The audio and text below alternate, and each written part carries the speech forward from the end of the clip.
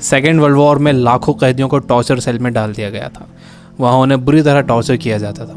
उन्हें वहाँ फिजिकल और इमोशनल दोनों तरह से टॉर्चर से गुजरना पड़ता था। उन्हें अकेलेपन से भी गुजरना पड़ता था। कैदियों के सामने उनके दोस्तों की मौत हो जाया करती थी। उन्हें अपने दोस्तों और रिश्तेदारों को मरता हुआ देखना पड़ता था। ऐसे में कैदियों को ये लगने लगा था कि उनका भी मरना अब पक्का है।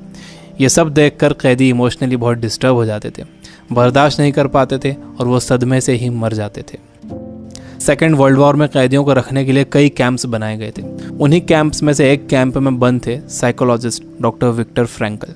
विक्टर उन कैंप्स में 3 साल तक रहे। उन कैंप्स में उन्होंने जो भी देखा, जो भी एक्सपीरियंस किया, जो भी टॉर्चर सहे, किसी को मालूम नहीं था कि वो इसके बारे में एक किताब लिख देंगे। उस किताब की करोड़ों कॉपीज़ बिक जाएंगी और कई भाषाओं में वो किताब ट्रांसलेट हो जाएगी।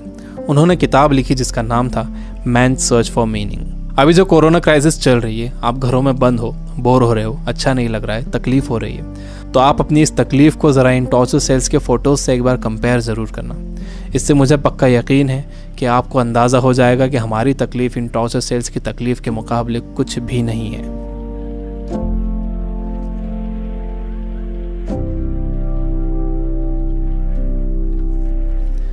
जब विक्टर को इन कैंप्स में डाला गया तो उनके साथ उनकी फैमिली भी थी, लेकिन सब के सब धीरे धीरे मरते गए। विक्टर एक इंसिडेंट बताते हैं। उनके साथ एक कैदी था। उसने फरवरी महीने के आखिर में एक सपना देखा। उसने विक्टर को बताया कि कल रात उसने एक सपना देखा था। सपने में एक आवाज़ गूंजी कि मुझसे जो पूछना है पूछो। तो मैंने उससे पूछा कि हम इस कैंप से बाहर कब निकलेंगे। तो उस आवाज़ ने कहा कि 30 मार्च को तुम लोग बाहर निकल जाओगे। इस सपने के बाद उस कैदी को पूरा यकीन हो गया था कि वो 30 मार्च को रिहा हो जाएगा। मार्च का महीना शुरू हो गया। वो एक एक दिन गिन रहा था। धीरे धीरे दिन निकलते गए। जब मार्च का महीना ख़त्म होने आया तो उस कैदी को ये दिखने लगा कि वो रिहा नहीं हो सकेगा। 29 मार्च को वो बीमार पड़ गया और 30 मार्च को वो मर गया। ऊपरी तौर पर तो ये लग रहा था कि उस कैदी को कोई बीमारी हुई है जिससे वो मर गया, लेकिन विक्टर जानते थे कि वो कैदी किसी बीमारी से नहीं मरा था, बल्कि नाउम्मीदी से मरा था। उसके मरने की वजह थी उम्मीद का ख़त्म हो जाना, होप का ख़त्म हो जाना। Biggest lesson of this book, इंसान को तकलीफ़ें नहीं मारती हैं, इंसान को धोखा नहीं मारता है, इंसान को चैलेंजेस नहीं मारते हैं, इंसान को नाउम्मीदी मार देती है। जिस इंसान के अंदर आने वाले कल की कोई उम्मीद नहीं होती, कोई ख्वाब नहीं होता, वो इंसान भी नहीं रहता।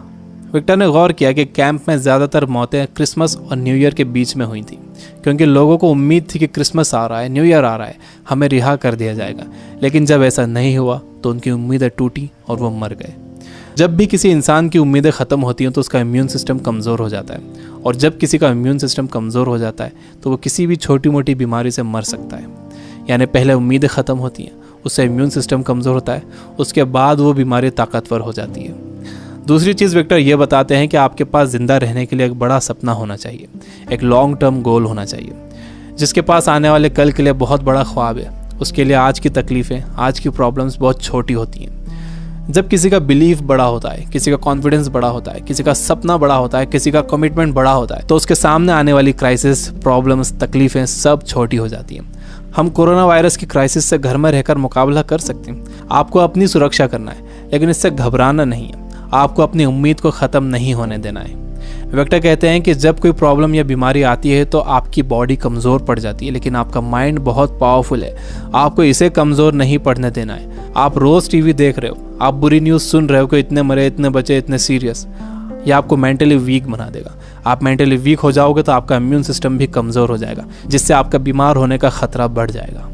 विक्टर कहते हैं कि वो 3 साल इन कैंप्स में इसलिए ज़िंदा रह पाए क्योंकि उनके पास कल के लिए बड़े सपने थे, विल पावर थी, उन्हें एक किताब लिखना थी। तो वो सारी प्रॉब्लम्स, सारी तकलीफ़ें उनके सपनों और इरादों के आगे छोटी पड़ गई और वो इन सब से बाहर निकल गए। तीसरी चीज़ जो विक्टर ने ऑब्जर्व की थी वो ये कि जब इंसान के सामने कोई प्रॉब्लम आती है तो वो उसे कैसा मीनिंग देता है। वो उसे पॉजिटिव मीनिंग देता है या नेगेटिव मीनिंग देता है। जैसा भी आप उसे मीनिंग देते हो, ये मीनिंग ही उस प्रॉब्लम को आपके लिए मुश्किल या आसान बनाता है। आपका मीनिंग उस प्रॉब्लम को या तो और बढ़ा देगा या उसे ख़त्म कर देगा। फॉर एग्जाम्पल, आप कहीं जाने के लिए घर से बाहर निकलते हो और आप देखते हो कि आपकी गाड़ी का टायर पंचर है। अब आपको बहुत गुस्सा आ जाता है। आपको लगता है कि क्या इसे अभी पंचर होना था, या आप ही के साथ क्यों हुआ, पूरा मूड ख़राब हो गया। आपने इसे दे दिया नेगेटिव मीनिंग। आपके पास एक और ऑप्शन था। आप सोच सकते थे कि हो सकता है कुदरत आपको वहाँ जाने से रोक रही हो सकता है कि आप किसी बड़े एक्सीडेंट से बच गए हों इसकी वजह से। अगर तेज़ स्पीड में गाड़ी का टायर पंचर हो जाता तो एक्सीडेंट हो सकता था। अच्छा हुआ कि निकलने से पहले ही आपको टायर पंचर मिला। यह है पॉजिटिव मीनिंग। इंसान यूजुअली नेगेटिव ही सोचता है और इस नेगेटिव सोचने की वजह से हम हर चीज़ का नेगेटिव साइड ही देखते हैं, उसका पॉजिटिव साइड नहीं देखते। जैसे कोरोना क्राइसिस में जितना टाइम आपने फैमिली को दिया है, क्या आपने कभी पहले इतना टाइम दिया है? मेरे कुछ दोस्त जो किताबों से बिल्कुल दूर थे, उन्होंने बुक्स पढ़ना शुरू कर दिए, वो रीडिंग हैबिट बना रहे हैं। अगर कोरोना क्राइसिस ना होता तो क्या ऐसा होता था? जितना मैं इन दिनों पढ़ रहा हूँ, पहले इतना कभी नहीं पढ़ता था। जितनी सफाई लोगों ने रखनी शुरू कर दी है, पहले कभी नहीं रखते थे। बार बार हाथ धो रहे हैं, अच्छी तरह हाथ धो रहे हैं, सोशल डिस्टेंस मेंटेन कर रहे हैं, किसी लाइन में लगे हुए हैं तो दूर दूर खड़े हो रहे हैं। आसमान साफ नज़र आ रहा है, हवा साफ हो गई है, समंदर का पानी साफ हो गया है। ऐसा लग रहा है कि नेचर ने जैसे रीसेट बटन दबा दिया। हमें ये पॉजिटिव साइड्स भी सोचना चाहिए। जब तक आपके पास नेगेटिव मीनिंग है, आप उस क्राइसिस से डील नहीं कर सकते। हर प्रॉब्लम उसके साथ एक इक्वल अपॉर्चुनिटी भी लेकर आती है। दुनिया जब से बनी है तब से अब तक उसमें प्रॉब्लम्स ही प्रॉब्लम्स है। अगर ये प्रॉब्लम्स नहीं होती तो हम यहाँ तक ग्रो नहीं कर पाते। सबसे लास्ट में विक्टर कहते हैं कि आपसे सब कुछ छीना जा सकता है, आपकी धन दौलत, घर, गाड़ी, बीवी, बच्चे, माँ बाप, दोस्त, सेहत, लेकिन एक चीज़ नहीं छीनी जा सकती, वो है आपकी पावर ऑफ डिसीजन। आपसे फैसला करने की ताकत कोई नहीं छीन सकता।